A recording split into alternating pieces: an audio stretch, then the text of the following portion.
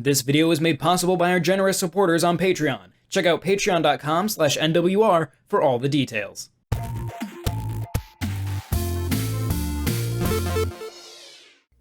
The Switch has seemingly become a haven for local multiplayer games, given the ease with which you can snap off a Joy-Con and pass it to a friend or three. Hotshot Burn, a top-down single-screen arena shooter, may be the next must-own party game, with its exciting gameplay and tense action. During PAX West 2019, I had the chance to go hands-on in a series of 4-player matches, and I was definitely left feeling the burn and craving even more.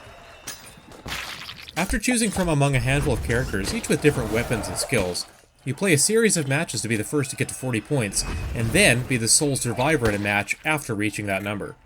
You can earn points by getting kills, being the last person standing, and collecting little nachos scattered around the battlefield. Every match in a series takes place in a different arena, and each one feels unique. One had a gravity well in the center of it, which made traversal through the middle a sizable risk. Another had tall orange grass spread around the level that you could hide in. Others have hazards that can take you out if you're not careful, and even be used to take out the competition. It's clear that every arena requires strategies that may not work in the others. The gameplay of Hotshot Burn is fast-paced and feels solid. You aim in any direction with the right stick and move your character with the left. Space Wrestler Chuck totes a shotgun that fires a spread of bullets in front of him at short range, and his special ability allows him to perform a fiery dash at high speed. One character I played as has a very unique primary weapon. He would fire a disc-like projectile out in front and could teleport to the disc by pressing the shoot button. If he landed on top of another player, it would kill them. I anticipate players finding one or two characters whose playstyle matches their own, and this teleporting fellow is likely going to be one of mine.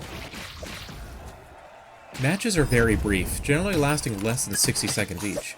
So even if you get killed or kill yourself early on, you'll be back in the action pretty quickly. Each series I played went down to the wire, with multiple players reaching the 40-point threshold and needing to be the last player standing to seal their victory. That element isn't one I've clearly come across before, and it incentivizes players to work against the individual who is on the cusp of winning it all. A quick instant replay concludes each match, but it can be skipped if desired. At the end of a series, you get to see a breakdown of the ways in which the victor acquire all their points. In terms of presentation, Hotshot Burn uses a colorful cartoon art style that contributes well to the different characters' guns and abilities. Each character stands out against the stage background, and little touches like a bustling audience jumping up and down at the bottom of the screen, and a wide variety of sound effects add to the experience. I couldn't hear the music on the busy PAX West floor, but the game's Steam page suggests that it will be upbeat synthwave, which should fit with the gameplay and aesthetic. As it turns out, local multiplayer is only the tip of the iceberg. There will also be online play and updates that allow for greater customization of the core gameplay. My experience at PAX West has firmly put this one on my radar as one of the party games I'll want to break out when friends stop by. Hotshot Burn looks poised to take over living rooms when it hits Switch in early 2020.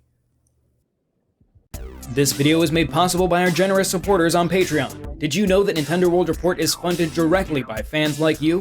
When you support Nintendo World Report on Patreon, you get immediate access to multiple exclusive podcasts every month, exclusive Discord channels, an early look at select content, and more, all for as little as $1 a month. Check out patreon.com/NWR for all the details.